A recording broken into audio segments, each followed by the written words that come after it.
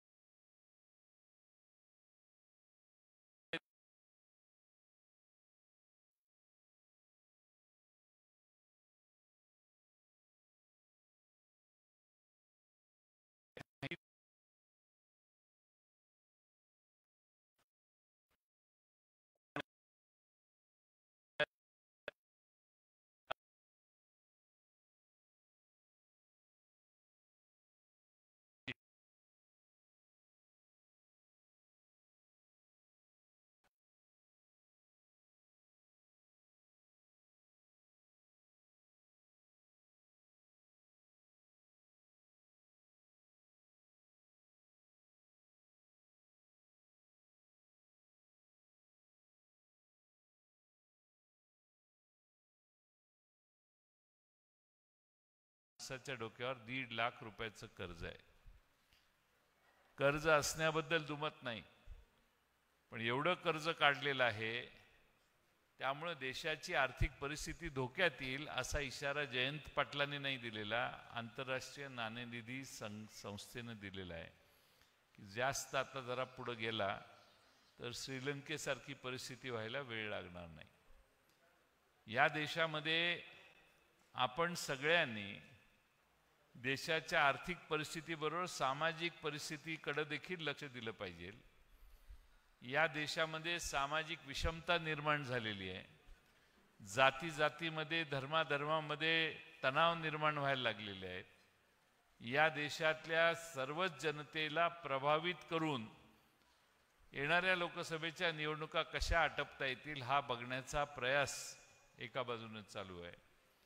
दुसऱ्या बाजूने आज तुम्हाला काहीच फारशी हालचाल दिसत नाही, ही खरी वस्तुस्थिती आहे. पण मला खात्री आहे की यापूर्वी जेव्हा जेव्हा अशी सत्तांतर झाली तेव्हा तेव्हा समोरची बाजू निपचित शांत होती आणि लोकांनी 2004 झाली, लोकांनी त्याआधी इंदिरा गांधींच्या सरकारच्या वेळी इंदिरा गांधी जाताना पण आणि इंदिरा गांधी येताना पण या देशामध्ये जनतेनं सायलेंट क्रांती केलेली आपल्याला विसरता येणार नाही. आणि म्हणून या देशातले सामाजिक आर्थिक प्रश्न हे आपल्या सगळ्यांनी डोळ्यासमोर ठेवून लोकांच्या मतदारांपर्यंत पोहोचण्याचं काम केलं पाहिजे. महागाईचा उच्चांक गाठलेला आहे. दुसऱ्या बाजूने बेकारी वाढायला लागलेली आहे. जवळपास 11% बेकारी तरुणांची गेलेली आहे. नवी गुंतवणूक भारतात होत नाही, कारण सामाजिक शांतता भारतात राहील याची खात्री देशात जगाच्या पाठीवरच्या लोकांना कमी झालेली आहे. या देशामध्ये सरकारच्या वतीने सांगितलं जातं की आम्ही 25 कोटी लोकांना दारिद्र्य रेषेच्या बाहेर काढलं, पण त्याचबरोबर 80 कोटी लोकांना मोफत धान्य देतो, मोफत रेशन देतो अशी घोषणा देखील दुसरीकडे करावी लागते. हे विरोधाभास जनतेपर्यंत पोहोचवण्याचं काम आपण सगळ्यांनी केलं पाहिजे. येणारी निवडणूक ही तुमच्या आमच्यासाठी फार महत्त्वाची आहे. आज भले आपलं चिन्ह गेलं असेल, पक्ष गेला असेल, तरी सुप्रीम कोर्ट आपल्याला न्याय देईल अशी आमची सगळ्यांची धारणा आहे. आणि त्यानंतर पलीकडे जाऊन शेवटी नाईलाज झाला तर आपल्याला नवं नाव पक्षाचं आणि नवं चिन्ह घेऊन जनतेपर्यंत जावं लागेल. 99 साली देखील अचानकपणाने साहेबांनी हा पक्ष स्थापन केला, घड्याळ चिन्ह घेतलं, खात्री नव्हती पण महाराष्ट्रभर ते घड्याळ पसरलं.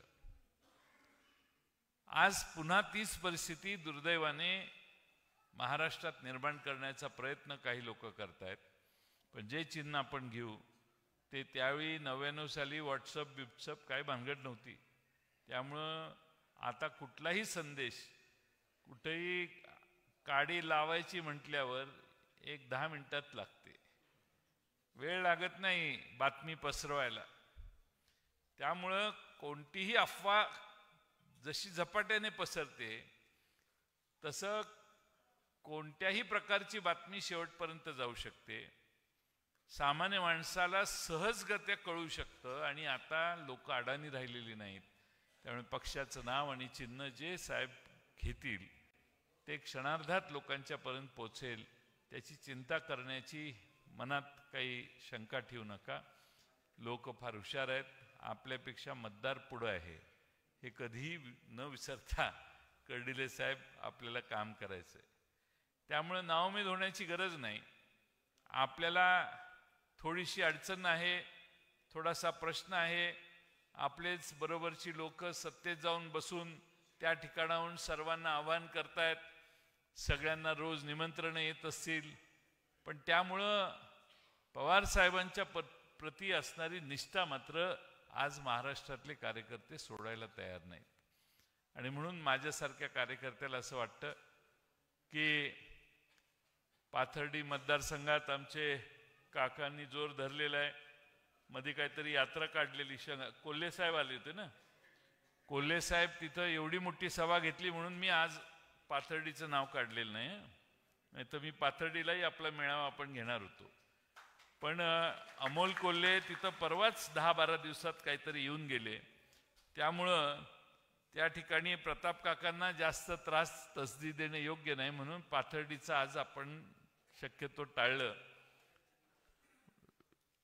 कर्जत झालं, श्रीगोंदा ठरलेलं आहे. आता आम्ही प्रतीक्षा करतोय ती पारनेरची. आमच्या 2 भगिनी पारनेरच्या ज्या स्पीडनं बोलल्या त्यावरून पारनेरकडून आम्हाला बऱ्याच अपेक्षा आहेत आणि मला खात्री आहे या दोघी एवढ्या मोकळ्या पद्धतीनं बोलल्यामुळं पारनेर शरद पवार साहेबांच्या मागे उभा राहायला काही अडचण येईल असं मला वाटत नाही. आणि म्हणून आपण सगळ्यांनी आज लक्ष केंद्रित केलं पाहिजे ते आपल्या नगर शहरावर केलं पाहिजे. आणि मला अभिषेक कळमकर ज्या उत्साहानं काम करतायत, माझी अपेक्षा आहे दादाभाऊ की लोकांपर्यंत पोचलं तर लोकांच्यात पवार साहेबांच्यावर आज झालेला अन्याय, लोकांच्यात पवार साहेबांच्याबद्दल, काँग्रेस पक्षाबद्दल आणि शिवसेना खास करून या शहरातली यांचा जो समन्वय आपण जर साधला चांगला तर मला नक्की खात्री आहे की या ठिकाणी देखील आपल्याला यश मिळाल्याशिवाय राहणार नाही. त्यामुळे चिंता करू नका. असे प्रसंग नेहमी येत असतात, पण आपला सगळ्यांचा भरोसा महाराष्ट्रातल्या जनतेच्या सत्सद विवेक बुद्धीवर आहे. आज काय चाललंय महाराष्ट्रामध्ये, एक आमदार पोलीस स्टेशनमध्ये जातात आणि गोळीबार करतात, तेच मुलाखत देतात 5 गोळ्या झाडल्या म्हणून. गोळ्या का झाडायला लागल्या तर आमदारांच्या जमिनीत दुसरं कोण घुसलं होतं आणि काय ते दुसरे जे घुसलेले ते एकनाथ शिंदेच्या पक्षाचे पदाधिकारी. महाराष्ट्रातल्या कॉन्ट्रॅक्टरनी जाऊन सरकारच्या मुख्यमंत्र्यांना विनंती केलेली आणि दोन्ही उपमुख्यमंत्र्यांना, एवढे कॉन्ट्रॅक्ट आम्ही घेतलेले आहेत महाराष्ट्रातले लाखभर कोटी रुपयाचे, त्यात तुमच्याकडे पैसे नाही ते सोडून द्या, पण आम्ही जेवढं काम करू ते पण काम आम्हाला लोक करून देत नाहीत. दरोड धमकावणे, मारहाण करणे कॉन्ट्रॅक्टरना, त्यांना काम करून न देणं, एका गटानं काम केलं तर त्याच सत्तेत असणारा दुसरा गट ते काम अडवतो, अशा सगळ्या गोष्टी कॉन्ट्रॅक्टरांनी अर्ज करून सरकारला सांगितल्यात 15 फेब्रुवारीपर्यंत काहीतरी ठरवा, नाही तर आम्ही कामं बंद करतो. ही महाराष्ट्राची परिस्थिती आहे. पोलीस स्टेशनमध्ये जाऊन रिव्हॉल्वर काढून जर फायरिंग होत असेल, त्यात सत्तारूढ सगळ्यात मोठ्या पक्षाचा आमदार आणि एक पक्ष फुटून तिकडं गेलेल्या लोकांच्या मधले पदाधिकारी यांच्यात फायरिंग होत असेल तर ही महाराष्ट्राच्या दृष्टीनं काही स्पृहणीय बाब आहे असं मला वाटत नाही. अशीच जर गुंडगिरी चालू राहिली तर महाराष्ट्र पुन्हा अधोगतीला जाईल. मेहबूब शेखना त्या दिवशी कुठेतरी भाषण करताना मेहबूब म्हणत होते महाराष्ट्राचा बिहार होण्याची शक्यता आहे. मी मेहबूबना म्हटलं बिहार होण्याची शक्यता नाही, बिहार झालेला आहे, बिहार मागं गेलंय, आता आपण लय पुढे गेलोय. म्हटलं तू काय चिंताच करू नकोस. ही परिस्थिती महाराष्ट्राला पाहिजे का? एखादा आमदार असेल, एखादा नगरसेवक असेल तर तो त्याचं राज्य स्थापन करून बसतो. त्या मतदारसंघात कुणी कुठलं काम घ्यायचं ते ठरवतो. नगरसेवकाच्या बोर्डात जर कोणी काम मंजूर जर झालं तर त्याचा कॉन्ट्रॅक्टर तोच ठरवणार, त्याच्याकडून काय घ्यायचं ते तोच देणार आणि घेणार. असं कधी नव्हतं महाराष्ट्रात. ही सगळी महाराष्ट्र सरकारची बदनामी ही त्यांच्या हातूनच चाललेली आहे. आम्ही अजून तोंड उघडलेलं नाही, अजून आम्ही काहीच बोलत नाहीये. त्यांच्यातच आता पैशासाठी, संपत्तीसाठी, जमिनीसाठी दुसऱ्याच्या जमिनी हडप करणारी लोक आता पुढे यायला लागले.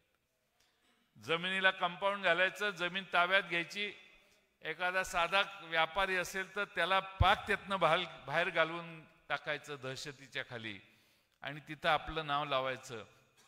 हा उद्योग करणारी लोक महाराष्ट्रभर पसरलेली आहेत आणि त्यांना संरक्षण सरकारचं आहे, पोलिसांचं आहे, हे सगळ्यात गंभीर आहे माझ्यासाठी. मी महाराष्ट्राच्या विधानसभेत आता 1990 सालापासून आहे.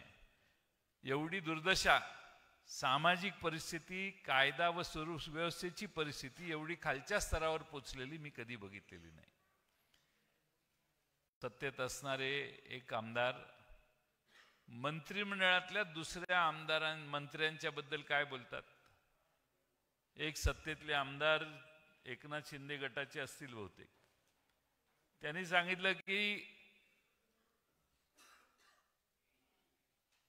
आपले छगन भुजबळ साहेब, त्या छगन भुजबळांच्या पेकाटात लाथ घाला आणि त्यांना मंत्रिमंडळातून बाहेर काढा, हे पाठिंबा त्या मंत्रिमंडळाला देणाऱ्या एका आमदाराचं वक्तव्य आहे. तो बोलला म्हटल्यावर मुख्यमंत्र्यांनी त्याला दम द्यायला पाहिजे की नाही. 2 उपमुख्यमंत्री आहेत, एक पण नाही, एक कमी पडले म्हणून 2 उपमुख्यमंत्री आहेत, त्यांनी दम द्यायला पाहिजे की नाही. हे कसा बोलतोयस तो. एकाने तोंड उघडलेलं नाही. सहन करण्यापलीकडे हे काही करू शकत नाही. भुजबळ साहेबही त्याच्यावर प्रतिक्रिया व्यक्त करत नाही. त्यामुळं मराठ्यांच्या आरक्षणाची निर्णायक परिस्थिती आणण्याचं काम मनोज जरांगे करतायत. पण सरसकट आरक्षण मराठ्यांना, आमची अपेक्षा होती 50-52% पुढे जाऊन मराठ्यांना आरक्षण करण्याचा ठराव सरकार करेल, पण तसं काही झालेलं नाही. दुसऱ्या बाजूने ओबीसी जो समाज आहे तेही प्रचंड अस्वस्थ आहेत. त्यांच्याही काही सरकारकडून अपेक्षा आहेत, त्यावरही सरकार काही बोलत नाही. धनगर समाजाच्या मागण्यांच्या बाबतीत सरकार काही करत नाही.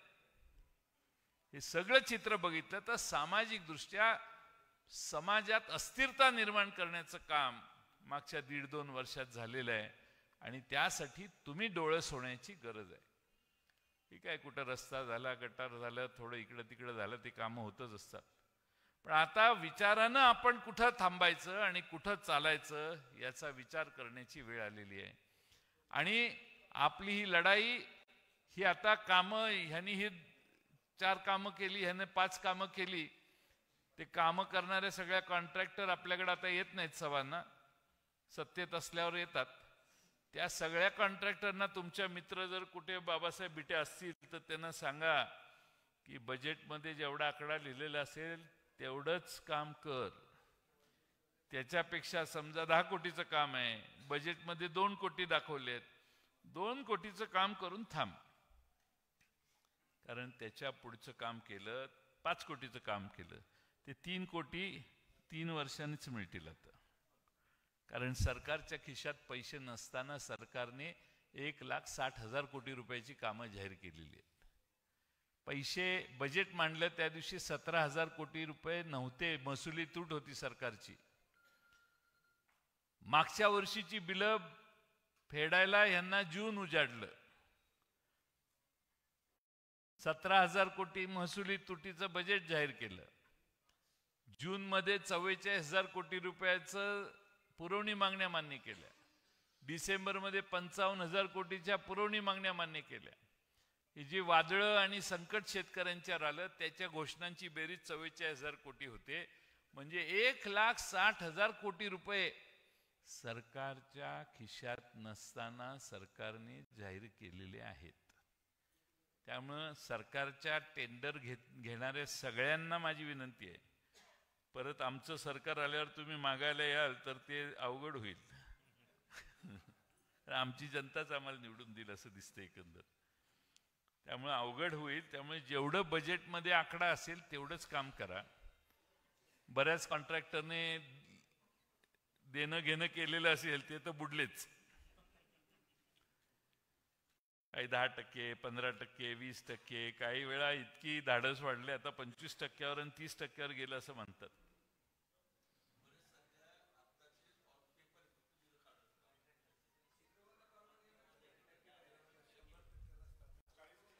त्यामुळे तुमच्या तालुक्यात सगळ्या कॉन्ट्रॅक्टरना मीटिंग घ्या रात्री आणि सांगा, बेट्यानं जेवढं कागदावर बजेट लिहिलेलं आहे पुरवणी मागण्यात तेवढंच काम त्या कामासाठी करा. जेवढे पैसे धरले असतील ते जादा केले तर हेलपाटे घालत बसावं लागेल. आणि रस्त्यावर यायला लय वेळ लागणार नाही. वेळ बराच झालाय, बऱ्याच गोष्टी मी सांगण्यासारख्या आहेत, पण शिरूरला सभा आहे. अशोक पवार साहेब आलेत आम्हाला घेऊन जायला. 5 वाजताची सभा त्यांनी जाहीर केलेली होती. इथं नाहीत, खाली आहेत, ते खाली आहेत. 5 वाजताची सभा होती, त्यामुळे वेळ झालेला आहे. आपल्या सर्वांना एवढंच सांगायला आलोय की संघर्ष करण्यासाठी सगळ्यांनी तयार राहा. थोडासा काळ त्रासाचा असेल, पण शरद पवार साहेबांच्या मागं महाराष्ट्र उभा राहील. त्यामध्ये तुम्ही सगळ्यांनी देखील ताकदीनं ताकद उभी करा आणि ही लोकसभेची जागा निवडून येण्यासाठी जे जे करता येईल ते करा. जिल्हा अध्यक्ष आमचे तात्या यांना माझी विनंती आहे की प्रत्येक विधानसभा मतदारसंघातल्या बूथ कमिट्यांना चालना देण्याचं काम तात्या लवकरात लवकर करा. जिल्हा महिला अध्यक्ष आमचे आहेत, त्यांनी प्रत्येक तालुक्यात फिरून महिलांची प्रचार करणारी 50-50-100 महिलांची फौज तयार करायला पाहिजे. युवती अध्यक्षांनी देखील प्रत्येक तालुक्यात 50-50 मुली तयार करायचं काम पुढच्या महिन्याभरात केलं पाहिजे. कारण 1 मार्चला निवडणुका जाहीर झाल्या तर 25-30 एप्रिलपर्यंत निवडणुका होऊन जातील. त्याच्या आत तुम्ही आपल्या कामाला लागा एवढीच विनंती करतो आणि आपल्या सगळ्यांची आभार मानून माझे 2 मिनिटाचं भाषण हे संपवतो. धन्यवाद.